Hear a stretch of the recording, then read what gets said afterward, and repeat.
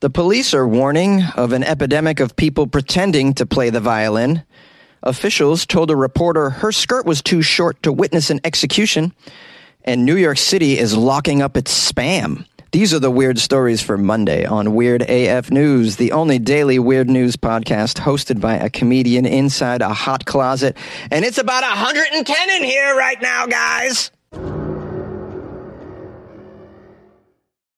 According to the police, people pretending to play violins is a nationwide issue. This story is out of Michigan. Police across the U.S. have been warning the public about people pretending to play violins in order to solicit donations. Have you heard about these fake violin players on the streets? This is the first I've heard of it. For this particular article, which is out of Michigan, a local news channel went out into the world and found a man appearing to play violin outside a Target store in Portage, Michigan. As he performed, he stood next to a sign that read, quote, "Dad with 3 kids, please help for food and rent." When the news channel approached him and asked him about his performance, a woman sitting beside him said they don't speak any English. As the man was holding his violin down, violin music began playing from the speaker, not from his own violin. After telling the man that some viewers were concerned about his violin playing skills and that he might be faking it in order to solicit money, they asked him for his perspective. He responded. Now, he doesn't speak English. The news channel noted that his sign asking for donations is, in fact, in English and asked him who made the sign. The man then packed up his violin and his speaker and his family and left the shopping center without further comment, it says. Now, this is just one anecdote. Police and officials across the country say, though, they've been warning the public about similar fake performers. Have you guys seen this? I've never even heard of this. Are they just picking on people on the street? Because, I mean, those people got it hard, man. It's hard to be out there right now in the summer months in Michigan, in the humid Michigan air. Even playing a speaker out there is just hard work. Now, they procured a quote from a supervisor at a town in Michigan named Laura. She said, "This is a nationwide problem and we're addressing it. These are not your neighbors in need. Okay, we've seen license plates from Texas, Virginia, and even Illinois. And these aren't real musicians, guys. The violin music is often recorded, pre-recorded. Please call the sheriff if you see this sort of scam, and do not reward them with your donation. Please be careful with your money, residents." Well, all right, town supervisor, slow it down. Do we really need to call the sheriff on somebody like this? I mean, the last I checked, when I looked at some mainstream news, there's like real serious crimes going on in the U.S., the most violent crimes in the world, probably. I don't think we need to worry about people faking the violin. A lot of people just stand on the side of the road, or in a parking lot, or on public transportation, and they just ask for donations, and that's it. They don't offer any entertainment whatsoever. So what do we do with these people? Call the sheriff on them as well? Now it says here, several police departments have alerted their communities about similar fake performers as well, including the police in Florida. Yeah. We have Pinellas Park Police Department. Pinellas! This is a message from Crime Prevention Corporal James Gotti of Pinellas County. He says, "I came across this article and wanted to make everyone aware of a nationwide scam that's even affecting us here in Pinellas Park. Recently, myself, along with members of the community policing unit, have encountered individuals attempting this sort of scam at many local shopping centers. Please be smart and safe with your hard-earned money." I love it's Pinellas. Like, you guys got nothing better to do in Pinellas? I've seen what goes on in Pinellas. My listeners know the common activities in Pinellas. I think a fake violin player is the least of your worries in Pinellas County, Florida. What you want to warn the Pinellas community about is fake violin players that are actually stabbing people in the throat with the violin bow instead of playing. That's what you want to warn them about. Other law enforcement agencies are warning the public, including in Connecticut. We have a tweet from the Norwalk, Connecticut Police Department.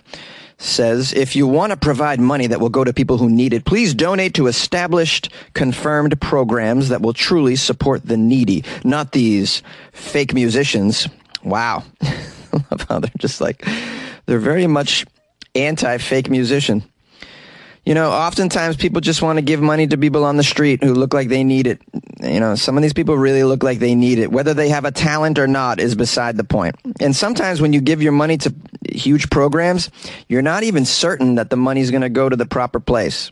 I mean, we've all heard of the breast cancer awareness scam. Have we all heard about that? Yeah, like the CEO of that pink company, like that guy's like flying around in private jets, I heard. So, sometimes you give your money to these organizations and maybe only a small percentage of it actually gets into the hands of the needy, so maybe you want to avoid organizations. Now, I'm not saying that a very small percentage of these fake musicians aren't scamming the public, You hear stories as well about panhandlers, if I may use such an archaic term, panhandlers that then drive off in Mercedes that they've parked hidden around the other side of the Walmart. This obviously happens once in a while, but from my first-person observation, these people are in dire straits, man. So your whole campaign, to me, seems very misguided. That's just my opinion. Maybe you guys feel feel differently.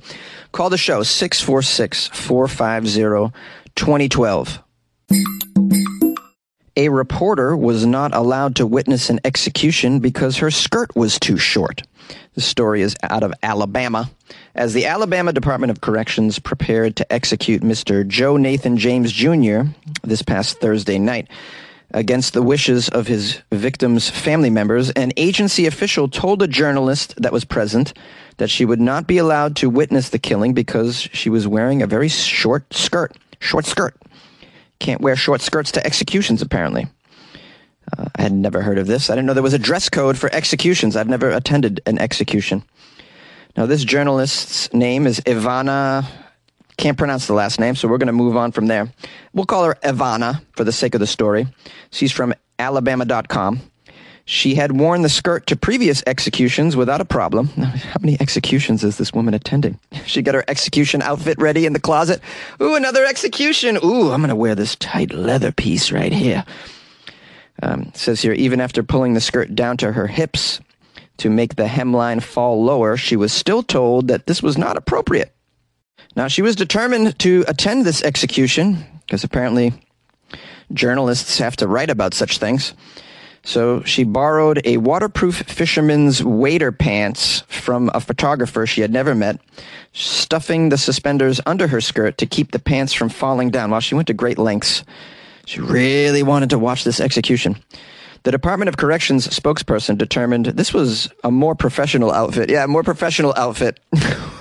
Wearing a fisherman's wader pantaloon outfit is more professional. But then they proceeded to take issue with her open-toe high-heeled shoes. Oh, she had high-heel shoes. They said that was too revealing. What the hell, man? She had to go change. She put on tennis shoes that she had in her car, and she was finally permitted to cover the execution for her website. She wrote in her article, "This was an uncomfortable situation for me, and I felt embarrassed to have my body and my clothes questioned in front of a room of people I mostly had never met. I sat down, tried to stop blushing, and just tried to do my job, as women often have to do." Now, apparently, media witnesses at an execution are pretty important. They serve a vital role in bringing a modicum of transparency to executions which are shrouded in secrecy. So it's pretty important that she was there. Corrections departments typically keep secret the identities of the executioners and the source of the drugs that are used, which are sometimes purchased in cash to avoid a paper trail as well.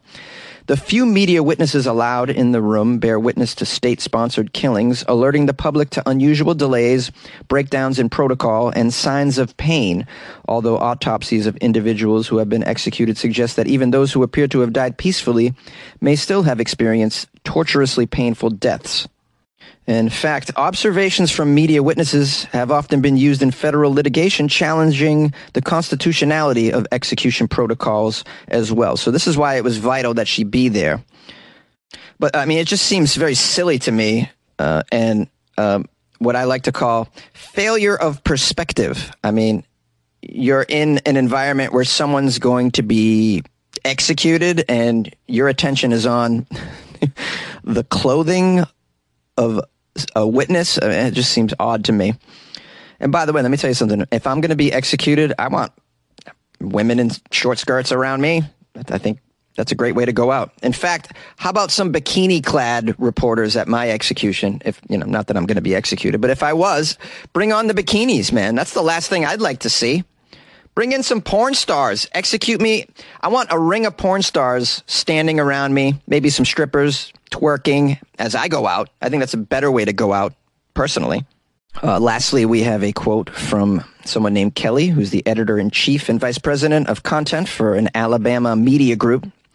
She says, "I'm very proud to work with Ivana, who, despite this treatment, continued to report the story with professionalism to our audiences in Alabama. This was sexist and an egregious breach of professional conduct, in my opinion, and it should not happen to any other reporter ever again." After the incident, journalists request the dress code, which they provided, and it's mainly directed at women and states that all dresses, skirts, and pants shall extend below the knee, females only.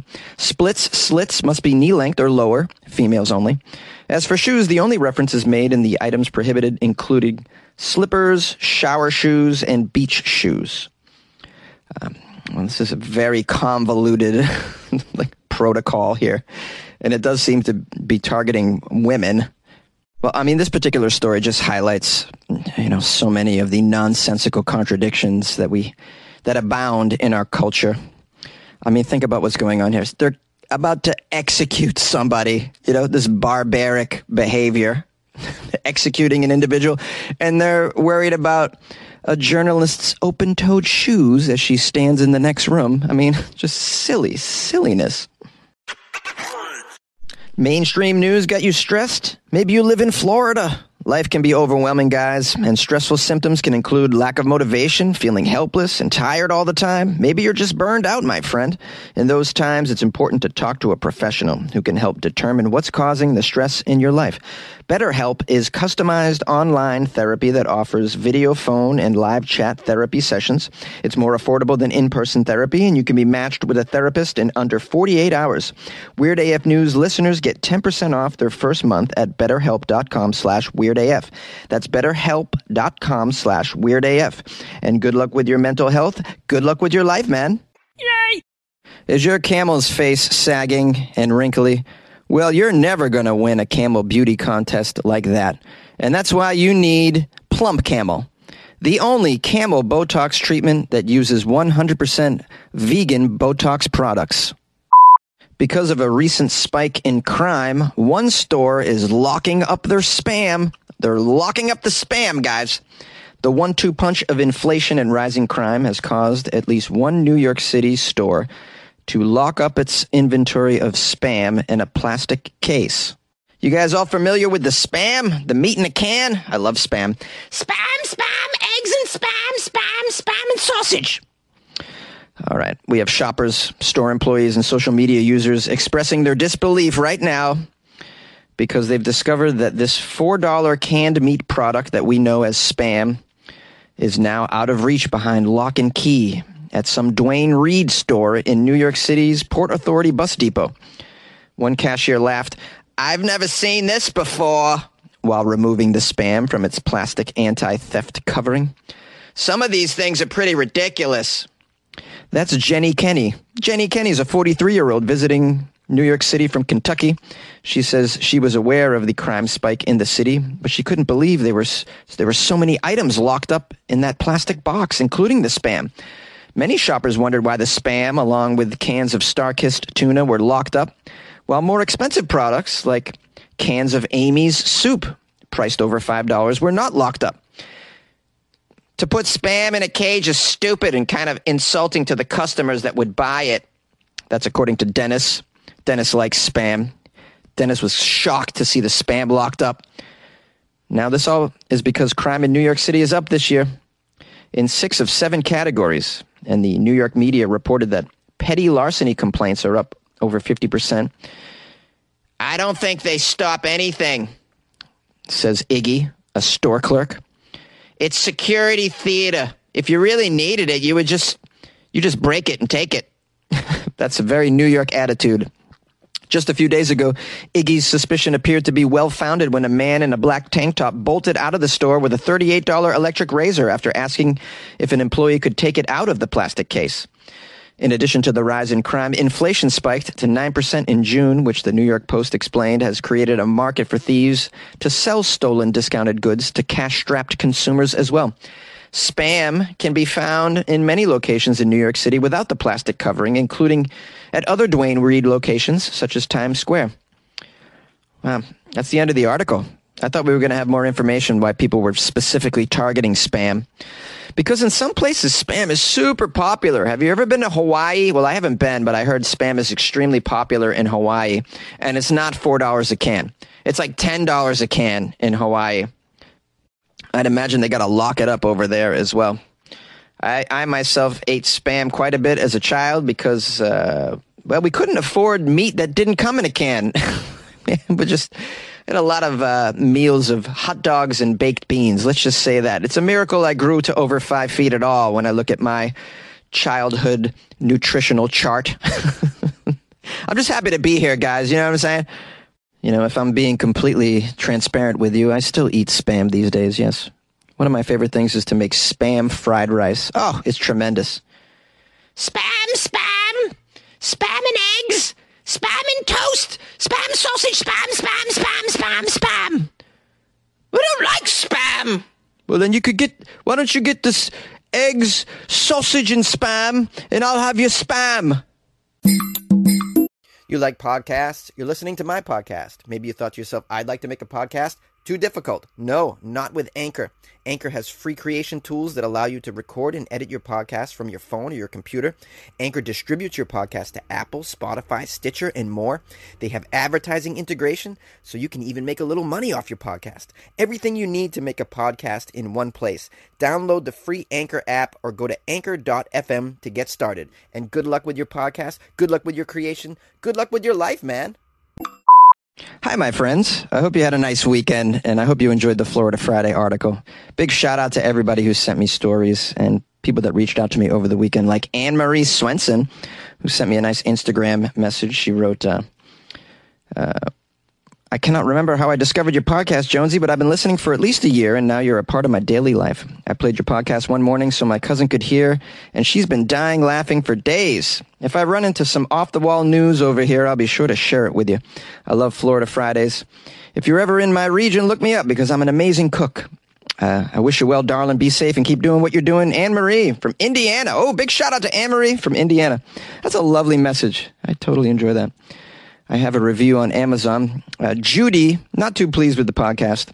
She only gave me 2 stars. I have to be pleased with the 2 because she could have easily gave me 1. She wrote, "This is too long for a flash briefing. He rambles on and on, this guy. I was hoping a flash briefing would be a little more brief. Great idea, but could use a producer." Oh. Well, I appreciate you giving it a chance, Judy. I have to say, though, in the whole realm of podcasts, mine's pretty short. I don't know what podcasts you guys are listening to, but many of them are an hour. Like most of the podcasts I listen to, half an hour or more. So I've been keeping mine under 20 minutes lately. I thought it was pretty good. Well, hopefully you'll give me another shot, Judy. If you guys would like to leave me a review like Judy did, you can go to Amazon. You all have Amazon accounts, right? You can find Weird AF News on there. Leave me a nice review. I'd appreciate that. If you guys would like to DM me, it's at funnyjones on Instagram. Of course, you can email me as well, funnyjones@gmail.com. And if you would like to support the show, because you have, you get some extra ducats and you want to keep Jonesy caffeinated, I would appreciate that. You can go to patreon.com/weirdafnews and get on the Patreon there. Or go to weirdafnews.com, and there's a couple places on the homepage where you can support the show. As always, I hope you're doing well. I hope you're healthy, wealthy, and happy. And we'll see you tomorrow. Good luck with your life, brah!